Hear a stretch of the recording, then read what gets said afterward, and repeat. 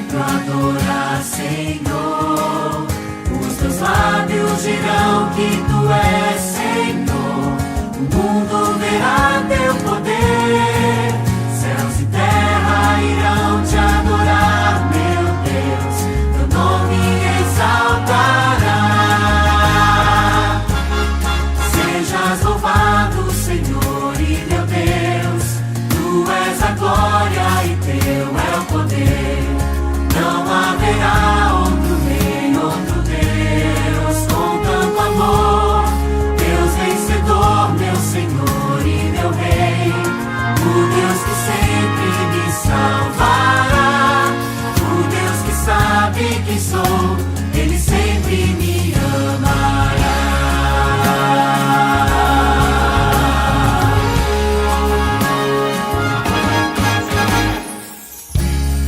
Tu és o Salvador, Deus sempre é o louvor. Meus lábios cantarão em teu louvor, Salvador. As vitórias que eu alcançar aqui irão me lembrar quem tu és, pois vitórias sem ti não existirão. És o Deus que jamais perderá. Sejas louvado, Senhor e meu Deus, tu és a glória e teu é o poder. Não haverá outro rei, outro Deus com tanto amor. Deus vencedor, meu Senhor e meu Rei, o Deus que sempre me salvará, o Deus que sabe quem sou, Ele sempre me amará. Sejas louvado, Senhor e meu Deus, tu és a glória e teu é o poder. Não haverá outro rei, outro Deus com tanto amor. Deus vencedor, meu Senhor e meu Rei, o Deus que sempre me salvará, o Deus que sabe quem sou, Ele sempre me amará. O Deus que sabe quem sou, Ele sempre me amará.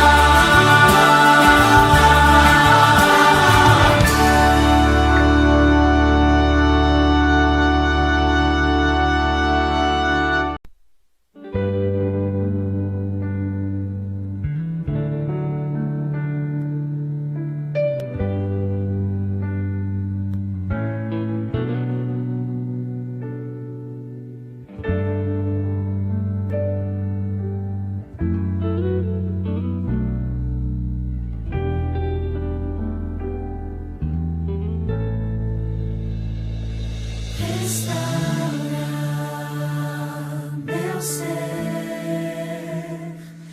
restaura meu viver, restaura minha desilusão, restaura meu quebrantado coração, restaura meus sonhos, restaura os meus planos, Senhor, restaura minha vida.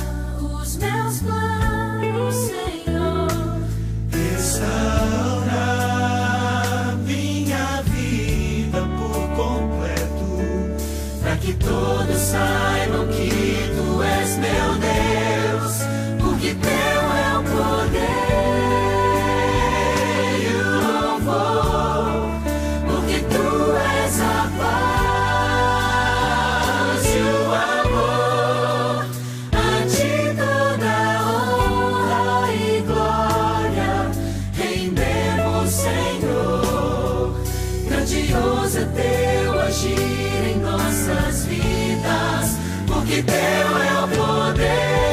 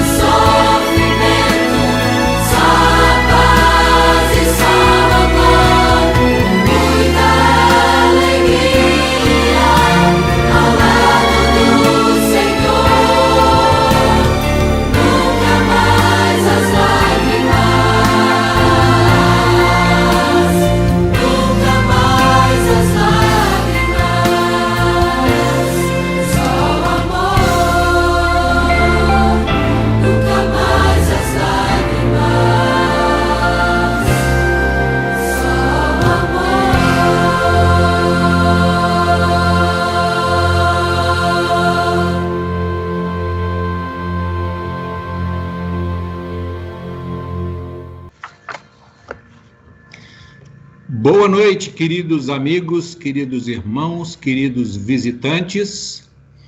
Na tela que eu estou aqui, eu não consigo ver quem é que está conectado. Então, eu cumprimento a cada um de vocês com muita alegria. Eu recebi aqui o convite do pastor Lúcio para poder transmitir a mensagem dessa noite. E ele falou assim para mim: Wander, o tema é livre, você que escolhe.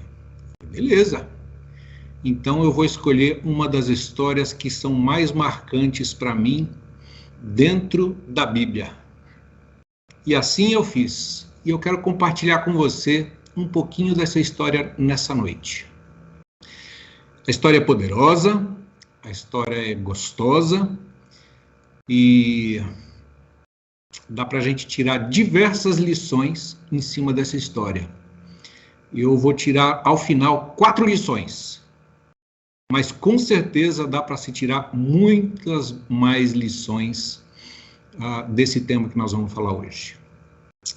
Eu quero convidar você para juntos fazermos uma oração, porque nós vamos abrir a palavra de Deus e nós queremos abrir debaixo da bênção de Deus. Feche os seus olhos, incline a sua cabeça, vamos orar. Querido Deus, nosso Pai amado, o Senhor é poderoso, amoroso, cheio de poder, santidade, e nós louvamos o teu santo nome. Ao estarmos reunidos neste momento, nós queremos abrir a tua palavra para que ela fale ao nosso coração. Ilumina os pensamentos preparados para esta noite. Ilumina cada pessoa que está aqui ouvindo essa mensagem. Que ela cale fundo ao coração, de acordo com cada necessidade que cada um tem. Peço e agradeço, confiado na graça maravilhosa de Jesus. Amém. Muito bem, eu vou pedir para Elô colocar na tela um PowerPoint que eu preparei com carinho para vocês. Volta lá para a primeira, por favor, Elô, volta para a primeira. Está correndo muito. Aí, volta lá na primeira. Nós vamos ler alguns trechos de Números, capítulos 13 e 14. Números 13, aliás, Números é um livro que a gente lê, às vezes, com uma certa dificuldade, né? Porque ele fala de números e mais números e mais números. No meio da história, no meio dos capítulos, aparecem algumas histórias. E essa é uma história maravilhosa aqui, em Números 13 e 14, que eu quero tirar com vocês. Mas antes de ler essa história, eu preciso contextualizar, para que você entenda um pouquinho mais a respeito daquilo que nós vamos falar, que foi descrito antes. Nós estudamos agora, para aqueles que são adventistas, nós estudamos a lição da Escola Sabatina, que é aquela lição semanal, e acabamos de encerrar um trimestre inteiro estudando o livro de Gênesis. A gente viu ali a história dos patriarcas, de Abraão, Isaac, Jacó. O livro termina com José, a vida de José, lá no capítulo 50 de Gênesis. Acontece que, lá no capítulo 15 de Gênesis, Deus havia feito uma promessa para o seu patriarca Abraão. Ele falou para Abraão que ele teria uma descendência enorme, e Gênesis 15, 13 e 14, ele fala assim para Abraão: a sua posteridade será peregrina em terra alheia, e será reduzida à escravidão, e será afligida por 400 anos, e sairão com grandes riquezas. Uau! Que promessa feita a Abraão! Você vai ter muitos e muitos filhos, uma descendência enorme. Eles ficarão por 400 anos escravos, mas sairão depois com grandes riquezas. Maravilha de promessa, feita direta de Deus a Abraão. Acabou o livro de Gênesis. Entramos no livro do Êxodo, que dá mais ou menos aí este período dos 400 anos. 400 anos de silêncio na história bíblica. Entramos na história do êxodo do povo de Israel com o cumprimento desses versos que nós lemos agora há pouco. Você consegue imaginar, fazer ideia do que acontece de transformações dentro de 400 anos? Aliás, vamos começar antes. Em um ano, quanta transformação acontece na sua vida? Em 2 anos, quantas transformações acontecem? Estamos aqui dentro de uma pandemia que ainda não acabou. Quantas coisas aconteceram em 2 anos? Quantas coisas acontecem em 5 anos? 10, 20, 50, 100 anos, 400 anos. Pensa bem. O que foi passado de pai para filho nesse período todo fez com que eles, mesmo que escravos, o Egito acabasse entrando no coração deles. Pode voltar lá para a primeira tela, Elô. Pode voltar lá para o comecinho. O Egito entrou no coração deles. Usos e costumes, gosto por comida, música, saúde. A cultura do Egito entrou nesse povo que cresceu muito nesse período.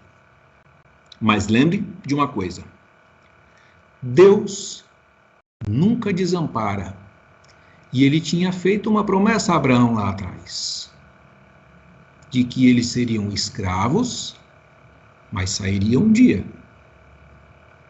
Moisés narrou este fato lá em Deuteronômio, esse segundo verso que está aí na parte de baixo da tela. Não vos teve o Senhor afeição, nem vos escolheu porque fosseis mais numerosos do que qualquer povo, pois éreis o menor de todos os povos. Mas, porque o Senhor vos amava, e para guardar o juramento que fizera aos vossos pais, aquele que nós lemos lá, Abraão, o Senhor vos tirou com mão poderosa e vos resgatou da casa da servidão, do poder de Faraó, rei do Egito.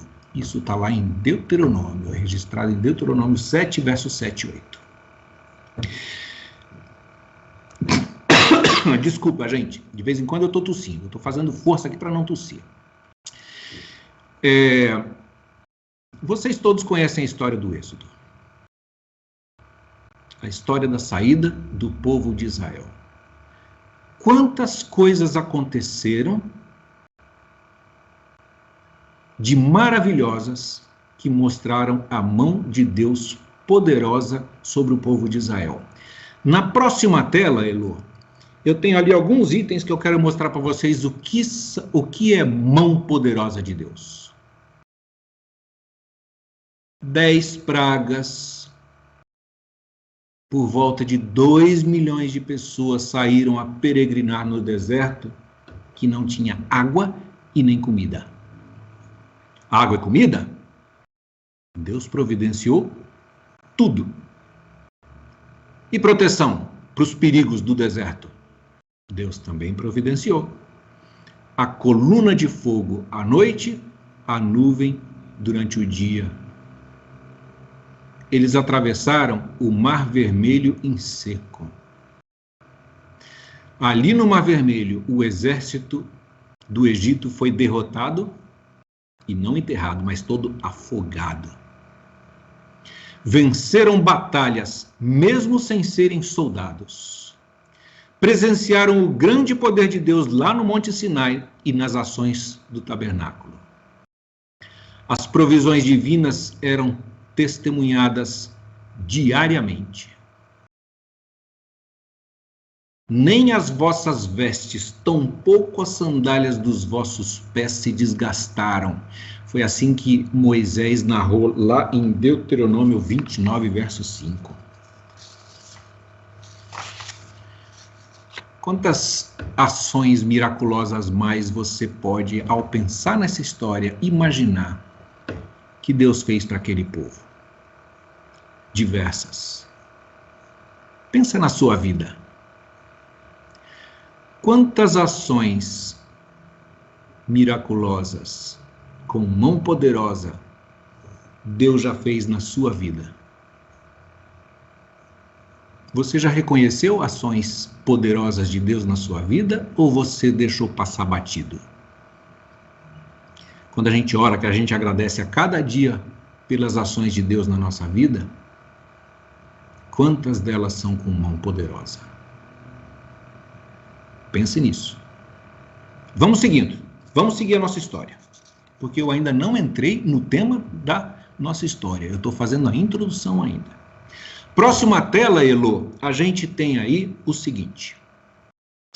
Este é um mapinha de um cantinho do Egito para mostrar para você da onde que esse povo saiu. Olha lá o pontinho vermelho inicial, acompanha esse risco que ele vai descendo na tela. Eles atravessaram o Mar Vermelho mais ou menos ali naquela região, onde está no começo. Desceram para Mara, desceram ao Monte Sinai. Depois fizeram o contorno na península e subiram. Vocês estão vendo ali na tela escrito o nome Cádiz Barneia? Cádiz Barneia é o nome do local que interessa para a nossa história de hoje. Até chegar em Cádiz Barneia, passaram-se aproximadamente 2 anos. Vocês estão vendo um risco preto que tem na parte de cima ali? Tem um risco preto mostrando que o caminho poderia ter sido muito mais curto.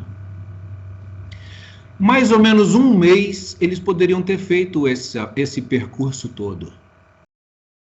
Só que Deus sabia que eles não estavam preparados para fazer essa saída encurtada. Sabe por quê? Porque muitos povos que moravam ali naquela região não iam aceitar aquele grupo de praticamente 2 milhões de pessoas cheios de animais passando, achando que ia ser em paz. Ia ter guerra. E se tivesse guerra, eles iam com medo querer voltar para o Egito correndo. Deus fez com que eles fizessem um outro caminho, e neste outro caminho, ele mostraria aquelas diversas ações que eu li ali para vocês, e diversas outras que a gente não presenciou, mas que durante 40 anos eles presenciaram. Na próxima tela, Elô, a gente tem o seguinte. O começo da nossa história narrada em Números, capítulos 13 e 14. Eu passei aqui para você só um mapa para você entender mais ou menos a estrutura dessa viagem, do começo da viagem, porque ainda tiveram 38 anos depois. Tá? Mas eu imagino que Deus, sabendo que o povo não estava pronto para receber a terra prometida, eles precisavam ainda ter visto diversas ações extraordinárias da parte de Deus. O ser humano parece que não valoriza muito quando não sua a camisa para conquistar alguma coisa, não é verdade? Os povos pelos quais eles passariam não aceitariam sem guerra aquele monte de gente querendo passar pelas suas terras, como eu mencionei agora. Uma ameaça que possivelmente Deus evitou que fizesse que voltassem para o Egito. Então, passados esses 2 anos, o Sinai ficou para trás e o povo está às margens da terra prometida, ali em Cádiz Barneia. Para que não houvesse dúvida em relação às promessas de Deus de que possuiriam uma terra que mana leite e mel, entramos agora definitivamente na nossa história. Se você quiser, acompanhe na sua Bíblia Números 13. Mas eu vou projetar aqui na tela todos os textos para que a gente tenha numa única versão, a Almeida Revista e atualizada, para que você possa entender a história de acordo com o que a gente vai narrando aqui. Mas se você quiser acompanhar na sua Bíblia, acompanhe também, tá bom? Disse o Senhor a Moisés. Estou lendo aqui Números 13, tá? Envia os homens que espiem a terra de Canaã, que eu hei de dar aos filhos de Israel. De cada tribo de seus pais enviareis um homem, sendo cada qual príncipe entre eles. Enviou-os então Moisés do deserto de Parã, segundo o mandado do Senhor, todos aqueles homens que eram cabeças dos filhos de Israel. Veja bem, o que nós lemos aqui? Tinha um representante de cada uma das 12 tribos, e esses homens não eram qualquer homem, não. Eles eram líderes, eles eram príncipes. Era gente forte, era gente poderosa. Estão aí, ó, os 12 nomes: Samua, Safate, Caleb, Gigeal, Oséias, Paute, Gadiel, Gade, Amiel, Setur, Nabi e Jeuel. Não está errado, não. Tá certo. Tá faltando um nome aí? Próxima tela, Elô, por favor. Ah! O último verso aí, o verso 16, que eu não coloquei na tela, ele fala assim: e Moisés chamou Oséias de Josué. Tá bom? Então, o nome de Josué na Bíblia também é Oséias. Curiosidade para você guardar aí da história. Vamos seguir. Vamos seguindo. Próxima tela, Elô, por favor.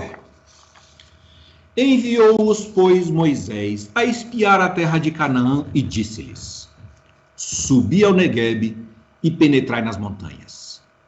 Vede a terra que tal é e o povo que nela habita, se ele é forte ou fraco, se poucos ou muitos, qual é a terra em que habita, se ela é boa ou má, e que tais são as suas cidades em que habita, se em arraiais, se em fortalezas. Também, qual é a terra, se fértil ou estéril, se nela há matas ou não, tende ânimo e trazei do fruto da terra. Eram aqueles dias, os dias da primícia das uvas. O dia das primícias das uvas são os dias que a gente faz a colheita da uva. Aqui no Brasil a gente colhe a uva ali, começa a ter a colheita da uva em janeiro, que é no verão. Só que lá é hemisfério norte, é mais ou menos no mês de agosto para setembro, que se começa a colheita das uvas. Portanto, a nossa história aconteceu mais ou menos ali no mês de agosto ou setembro, por volta disso. Vamos seguindo. Verso 21. Assim, subiram e espiaram a terra. Direto para o verso 23. Depois vieram até o vale de Escol e dali cortaram um ramo de vide com um cacho de uvas, o qual trouxeram 2 homens numa vara, como também romãs e figos. Gente, me dá fome só de ler esse texto daqui. Imagina, 2 homens precisam carregar um cacho de uva enorme. Imagina só. Ó, eu vou mostrar para você aqui, ó. Isso aqui é um souvenir que eu trouxe lá de Israel. 2 homens carregando um cacho de uvas. Não é uma coisa deliciosa? E junto com as uvas tinham também figos e romãs. Hoje de manhã eu comi figo na casa da minha mãe. Doce que só. Romã já não é uma fruta muito conhecida da gente aqui no Brasil, né? A gente não tem muito acesso. Eu vejo no mercado, mas a gente tem menos acesso a romã. Mas eles trouxeram essas frutas penduradas numa vara para que o povo visse quão boa era aquela terra que Deus tinha prometido. Próxima tela. Ao cabo de 40 dias, voltaram a espiar a terra. Caminharam e vieram a Moisés e a Arão e a toda a congregação dos filhos de Israel no deserto de Parã, a Cádiz Barneia. E deram-lhes conta a eles e a toda a congregação e mostraram o fruto da terra. Relataram a Moisés e disseram assim: fomos à terra que nos enviaste, e verdadeiramente mana leite e mel. Este é o fruto dela. Este é o fruto dela. Eu vou fazer um parênteses aqui para você. Essa imagem que você vê embaixo aí, essa imagem é o símbolo do turismo de Israel. É o símbolo oficial do turismo no estado de Israel hoje. Que símbolo que é esse? É justamente o dessa história. Sabe por quê? Aqueles que me conhecem sabem que eu trabalho com turismo. E eu devo ter conectados aqui também alguns colaboradores da nossa empresa que eu falei para eles que eu ia contar a respeito do turismo na Bíblia hoje. E eu acho que eles estão conectados aí. Se vocês estão, gente, obrigado da presença, viu? Eu estou querendo contar para vocês isso. Na Bíblia está a descrição do que o Estado de Israel hoje tem como símbolo do que é o turismo. Tudo isso que eu li aqui para vocês, narrando essa história, fala de que Moisés mandou um povo para um local para conhecer como que era a terra, como que eram seus costumes, tudo que eles faziam. E voltem depois e nos tragam os frutos. Olha lá, ó. Eu trouxe o souvenirzinho aqui, ó. Só que os espias levaram de souvenir um cacho enorme de uvas, romãs e figos. Não é isso o turismo? Você vai no lugar e traz uma recordação.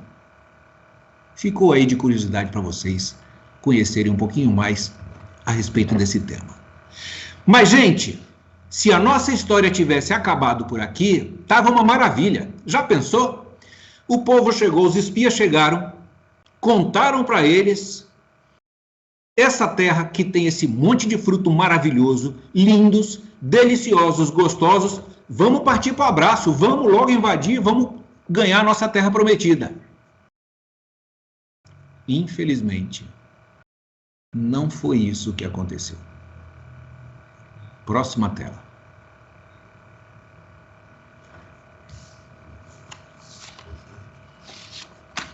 O povo, porém, que habita nesta terra é poderoso e as cidades muito grandes e fortificadas. Também vimos ali os filhos de Anak. Os amalequitas habitam na terra do Neguebe. Os heteus, os jebuseus, os amorreus habitam na montanha. Os cananeus habitam ao pé do mar e pela ribeira do Jordão. Gente, essa terra era muito extensa, muito grande. Desde do mar até o Jordão, é longe. Era uma terra enorme, produtiva, enorme. Vamos continuar a leitura. Então Calebe fez calar o povo perante Moisés e disse: epa, subamos e possuamos a terra, porque certamente prevaleceremos contra ela. Porém, os homens que com ele tinham subido disseram: não poderemos subir contra aquele povo, porque ele é mais forte do que nós. Só um parênteses aqui para você. Calebe e Josué. Eles dois estavam muito positivos nessa história. E os outros 10 estavam completamente com medo. Próxima tela, por favor, Elô. Diante dos filhos de Israel,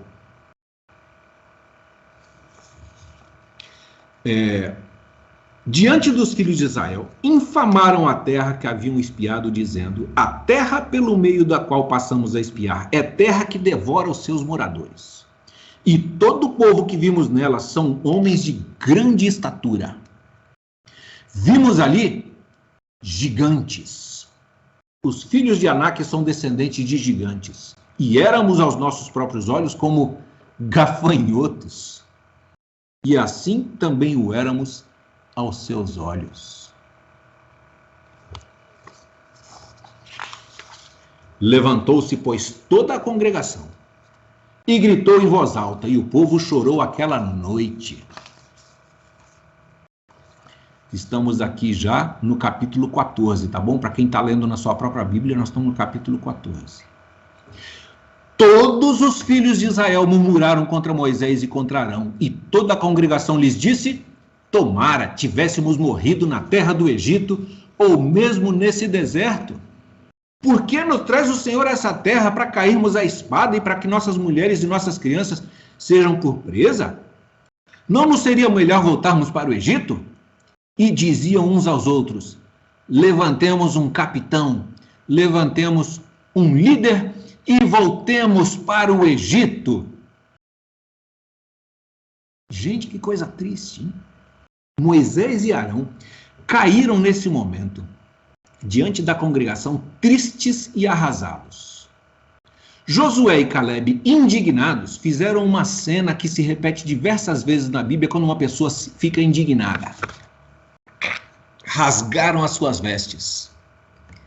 Isso é um sinal de indignação, muita indignação. Eles devem ter pensado tanto assim: vocês viram tantas ações maravilhosas de Deus e agora vão ficar com medo de ganhar a terra, essa terra maravilhosa, cheia de frutos maravilhosos para a gente? Devia ser isso que estava passando na cabeça deles.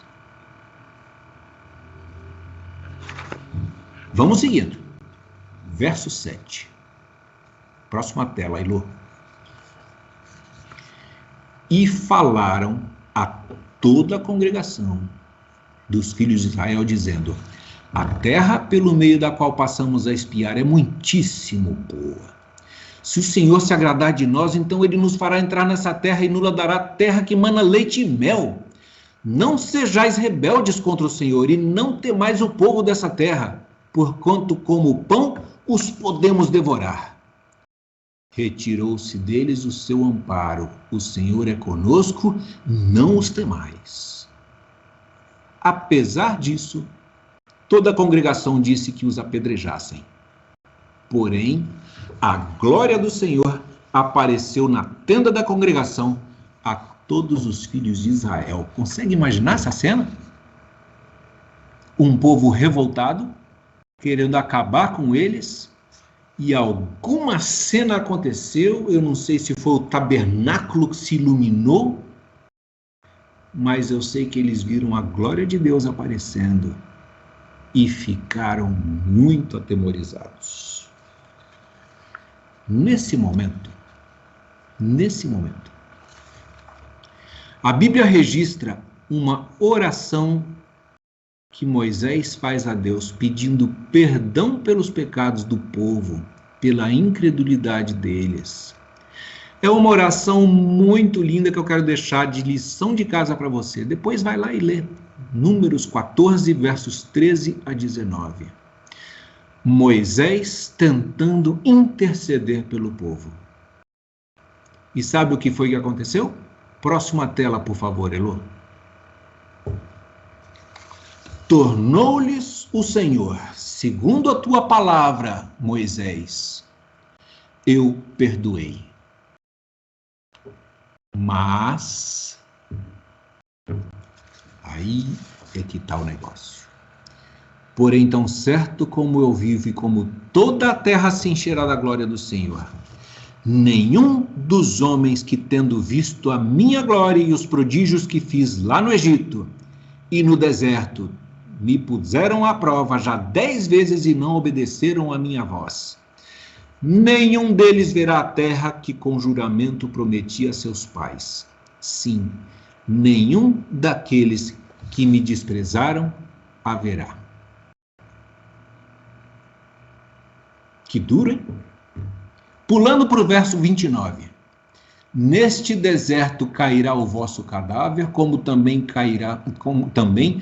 todos os que de vós foram contados segundo o censo, de 20 anos para cima, e os que dentre vós contra mim murmurastes. Não entrareis na terra a respeito da qual jurei que vos faria habitar nela, exceto Calebe e Josué. Próxima tela, por favor, Elô. Verso 33. Vossos filhos serão pastores nesse deserto 40 anos e levarão sobre si as vossas fidelidades, até que o vosso cadáver se consuma neste deserto. Segundo o número dos dias em que espiastes a terra, 40 dias, cada dia representando um ano, levarei sobre vós as vossas iniquidades 40 anos, e tereis experiência do meu desagrado. Eu, o Senhor, falei, assim farei a toda esta má congregação que se levantou contra mim. Neste deserto se consumirão e aí falecerão. Os homens que Moisés mandara a espiar a terra e que, voltando, fizeram murmurar toda a congregação contra ele, infamando a terra, esses mesmos homens que infamaram a terra morreram de praga perante o Senhor. Mas Josué e Calebe, que eram dos homens que foram espiar a terra, sobreviveram. Gente, dá um suor, não dá? Eu só coloquei aqui os pontos principais da história para que a gente pudesse ter uma narração direto na Bíblia. Eu não quis narrar a história para vocês, eu quis narrar direto na Bíblia, na leitura. Para que a Bíblia conte para a gente detalhes que a gente pode imaginar que aconteceram. Quantas lições podem ser tiradas dessa história? Mas eu fiz uma compilação aqui de 4 aprendizados que eu quero compartilhar com vocês, inspirados aqui, olha, neste livro aqui, ó. Opa! Que pena que a imagem não está pegando direito. Vamos lá, aqui, ó. Montes e Vales da Bíblia, escrito pelo pastor Paulo Nogueira. Eu peguei algumas inspirações maravilhosas desse livro e eu quero compartilhar com você agora. Vou até falar para você, se você quiser printar algumas telas, printe, porque tem algumas frases muito lindas para o seu crescimento espiritual. Vamos lá, Elô, próxima tela, por favor. Primeira lição que eu quero tirar com vocês. A fé enxerga além das circunstâncias. A fé é o elemento essencial para qualquer conquista. Uma fé sincera e bem firmada na palavra de Deus é uma força para tornar sonhos em realidade. A fé na direção divina não torna as coisas mais fáceis, mas as torna possíveis. Lindo, não? A fé na direção divina não torna as coisas mais fáceis, mas as torna possíveis. Fé é ver a luz com o coração quando tudo o que os seus olhos conseguem enxergar são trevas. Pessoas de fé tomam tempo para estudar e meditar na palavra de Deus. Pessoas de fé não guardam a palavra somente para si, elas compartilham com outros a preciosa semente que produz salvação. Tornam-se frutíferas e sábias. Queridos, essa fé precisa ser desenvolvida.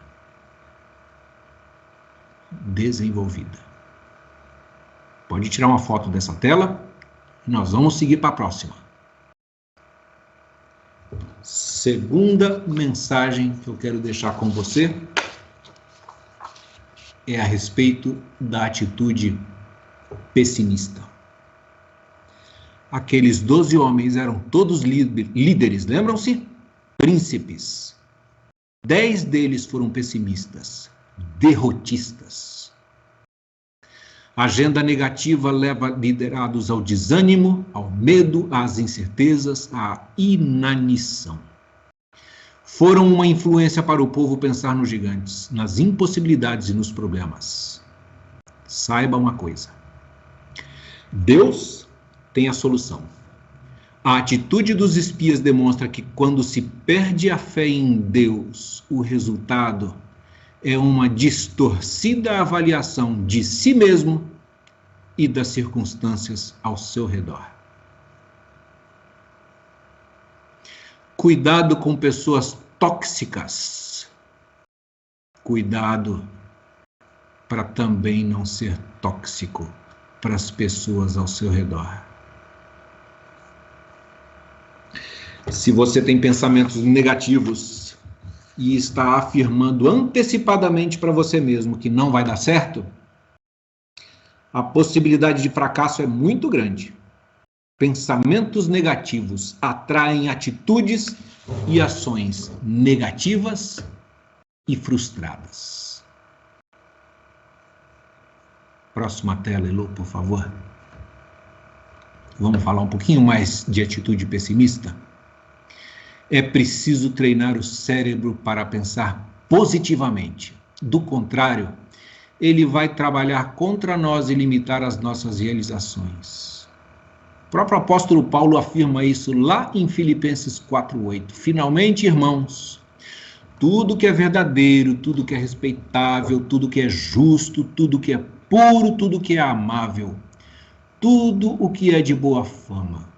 Se alguma virtude há e se algum louvor existe, seja isso o que ocupe o vosso pensamento. Positivos. Ser realista é uma coisa, é ter o pé no chão. Pessimista é outra, é pensamento derrotista. É enxergar o lado do não vai dar certo, melhor não arriscar, muito difícil, eu não consigo. Guarde essa próxima frase para você. O pessimista vê dificuldade em cada oportunidade. O otimista vê oportunidade em cada dificuldade. Próximo item, terceiro item. Voltar para o Egito. Israel, como eu comentei com vocês, não estava pronto para receber as bênçãos da terra prometida. E Deus precisou fazer um caminho de 40 anos. Ouvir o povo querer voltar ao Egito deve ter doído muito no coração de Moisés, de Arão, de Josué e de Calebe.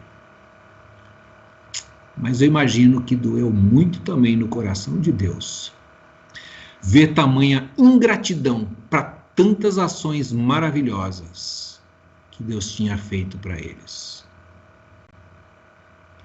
Aonde pode chegar o ser humano sem fé e sem uma base sólida na palavra de Deus? Aquele enorme cacho de uvas, as romãs e os figos deveriam enchê-los de ânimo e esperança para a conquista.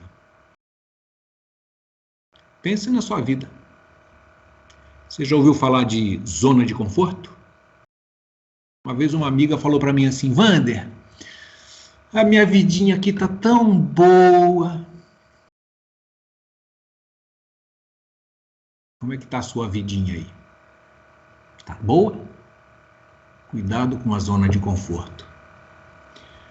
Voltar para o Egito significava voltar a viver como escravos.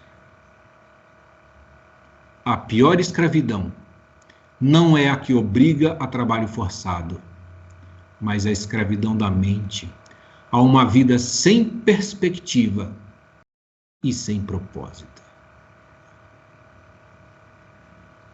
Quarto e último item da nossa mensagem de hoje.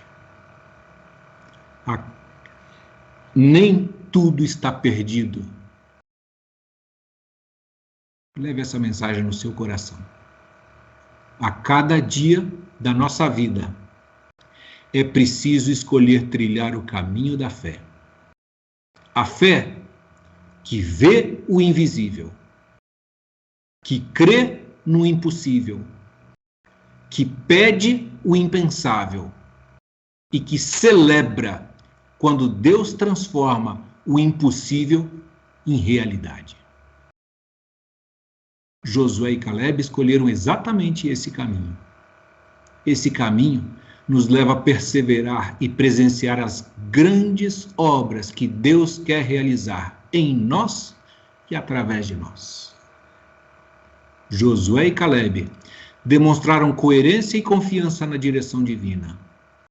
Não embarcaram na onda dos pessimistas e negativistas, que eles acabaram no esquecimento. Sabe por quê?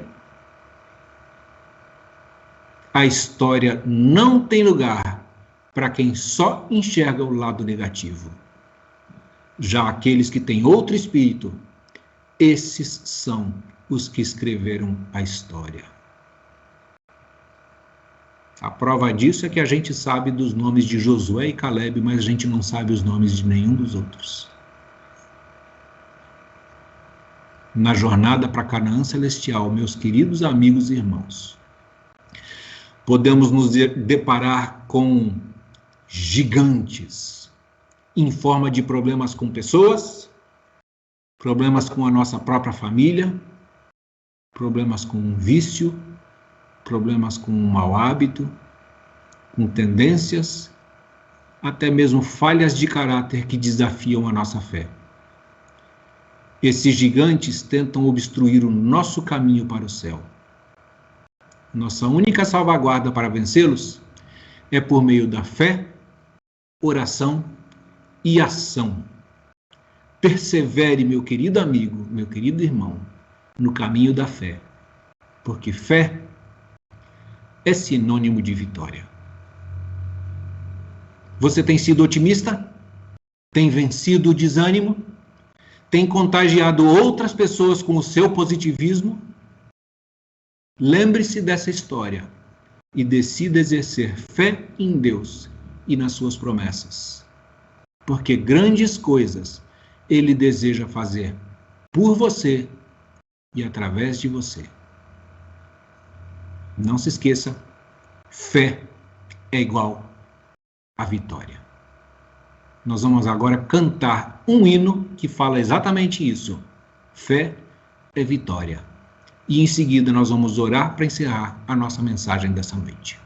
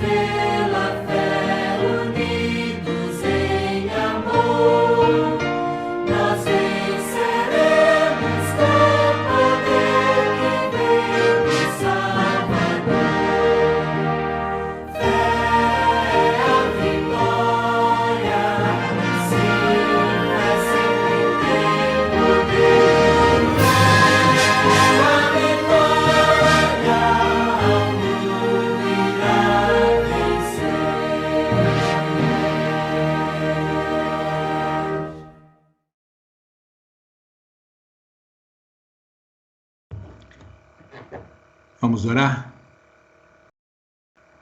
Deus amado, obrigado pela tua palavra. Obrigado por mais essa história que nos inspira a olharmos para o passado, para não repetirmos os erros, mas que os acertos nos inspirem, nos motivem a prosseguirmos a nossa jornada com fé e com amor à tua palavra. Que Jesus continue habitando no nosso coração, que o teu Santo Espírito nos preencha, nos tire a tendência de pecado que há no nosso coração. Que o Senhor nos ilumine o caminho para que possamos ajudar outras pessoas também que estão ao nosso redor a enxergarem o caminho da salvação, o caminho que leva para mais perto da tua presença. Transforma a vida de cada querido que ficou aqui até este momento para ouvir essa mensagem. Que essa mensagem venha do céu. Eu sou pecador, sou falho, mas eu me coloco nas tuas mãos para que o Senhor me transforme e transforme também a cada um querido que está também conectado. Dá, Senhor, a tua bênção, a tua paz e mantenha no nosso coração que fé é vitória e ao teu lado sempre seremos vitoriosos. Em nome e por amor de Jesus. Amém. Boa noite, queridos. Até o próximo.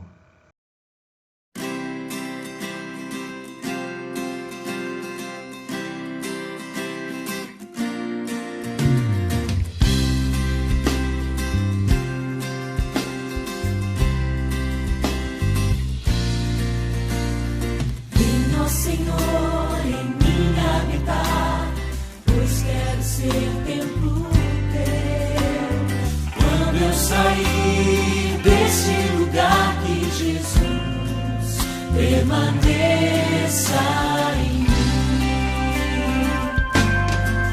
Permaneça em mim. Permaneça.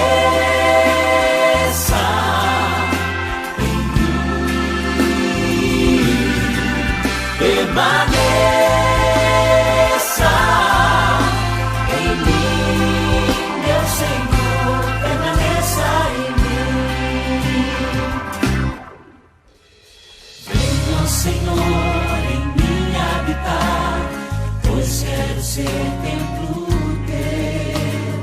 Quando eu sair deste lugar, que Jesus permaneça em mim. Permaneça em mim,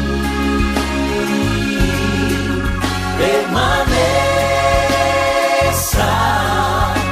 em mim, permaneça em mim, meu Senhor, permaneça.